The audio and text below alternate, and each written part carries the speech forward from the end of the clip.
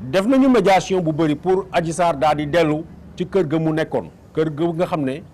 waa kër ñàkk jàmm fa lañ ko fatoon bu ñuy teg seen deal nee na dee moo ko gënal mu delloo ci kër googu. am na it beneen avocat bu góor bu ñëw taxaw ndax dañ ko laaj ne ko mu fàtt ki nga xam ne mooy Adji Sarr aji ne dootul demati kër kooku tamit donc fa mu nekkoon ñu fat ko fa génn na fa keneen ku ñu proposé en secours pour mu ñëw jël si ko Adji Sarr nee na dematu foofu parce que moo xam lan la fa dund ci kër gi mais deuxièmement nee na lu ñu ko dégg defuñu ko tax na mu génn foofu ñoo toog ci station essence bu Shell bu nekk route des Almadies Ngor Almadies mu toog fa ba ab xale bu jigéen boo xam ne activiste la ma bamtuwaat ko ku bëri wax ci télé yi ci cadre Adji Sarr kër kooku lañ ko fat bu ngeen bëggee ma jox leen tettal dinaa leen wax ni ca Mermoz lañ ko fat ku jigéen kooku nag moom ay mbokkam xamal nañu ko ni na génn ci affaire u Adji Sarr ba mu set wecc woo na nag ay nit ñu mu xam pour naka la ñuy xool ñu organiser wu ñu arranger yëf yi Adji Sarr génn ci loxoom kenn ki nga xam ne nag ndeyu mbili gi la ci la bokk ñëw na proposer leen xaalis bu bëri pour ku jigéen ki nga xam ne moo fat Adji Sarr léegi mu dem Almadies loué fa appartement dëkk fa ak Adji Sarr mais xale bu jigéen bi nga xam ne du mu tudd turam pour la protéger waa këram yi nee nañ ko na ci génn parce que lépp lu waaye laal ci yëfu Adji Sarr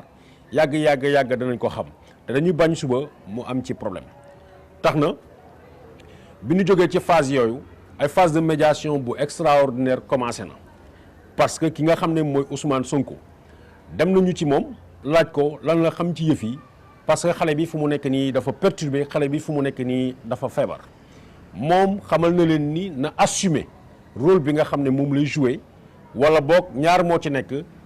pour moom Ousmane Sonko li dem ci côté am nga xam ne poursuite yi nga xam ne bëgg na ko entamer contre Adji Sarr mu bàyyi ko na dem publiquement jàkkaarloo ak ay journalistes wala mu génn mu dem parce que Adji xamal na ni tànk yi mu nekk du dellooti kër bi ñu ko dénkoon te dafa taxaw fas yéene wax lépp li nga xam ne xam na ko ci complot bi Ousmane Sonko xamal na leen ni moom amu ci lenn loo xam da ciy jàpp wala ciy def Adji Sarr na jël ay responsabilités am tax na maa ngi jël tout le Sénégal à témoin ci cadre Adji Sarr parce que waxtu ji ñu nekk génn na fi nga xam ne ñoom làq nañ ko fa waxtu ji ñu nekk benn activiste moo ko denc te waxtu ji ñu nekk dafa décider nii moom lépp li mu xam ci deal bi da koy wax ndax dañ ko jouer le rôle boo xam ne boole ci luñ ko dig defuñu ko tax na il y a quelques jours encore avec insistance nit ñi dañ ci insister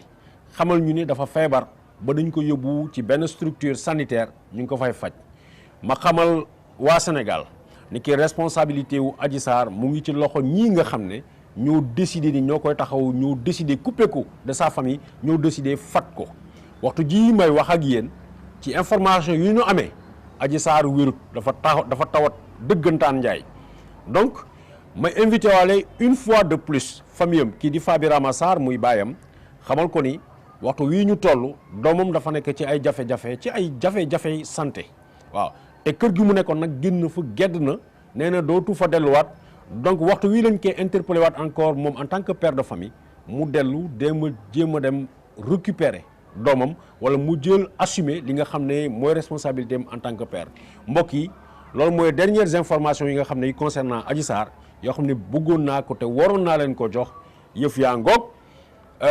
coow am na digganteem ak ñi ko fat Adji Sarr génn na fa daw na ñoo toog fële ci station Shell bu nekk route Ngor Almadies nee na delluwaatu fa mu woo benn xale bu jigéen boo xam ne activiste la boo xam ne temps yëpp bëri woon na wax trop ci wàllu Adji Sarr ci télé yi kooko ko fat fële ca Mermoz jox naa leen quartier bi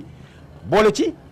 benn avocat jóg na pour mu négocier pour récupérer Adji Sarr ndax dañ ko koo sant mu dem këram Adji Sarr nee na demu fa ñi nga xam ne ñoo ko defloo opération bi teg nañu xaalis bu weex tàll ci kaw table bi pour ñu jëlaat beneen kër bu nekk Almadies ku jigéen kooku nekk fa ak Adji Sarr nee na demut waxtu wii ñu nekk nag dafa tawat mu ngi hôpital te yi ma attiré attention wu sénégalais ni ko lépp li ko dal sa vie est pratiquement en danger parce que au-delà du fait que mu génn ñu naan dañ koy dóor wala dañ koy rey moom dafa tawat waxtu jii ñu nekk donc mbokk yi loolu mooy li nga xam ne diggoon naa ko ak yéen moo leen ko jox di leen ñaanal jàmm jërëjëf